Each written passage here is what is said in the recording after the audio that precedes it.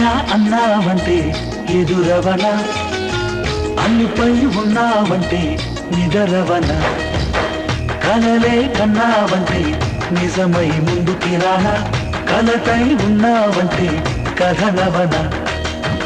అమ్మలో ఉండే సగం అక్షరం నేనే, నాన్నలో రెండో సగం లక్షణం నేనే. అమ్మ తోడు నాన్న తోడు అన్నీ నీకు అన్నే చూడు, చెల్లిపోని బంధం నేనమ్మా చిటి చెల్లెమ్మా, వెళ్ళిపోని చుట్టం నేనమ్మా.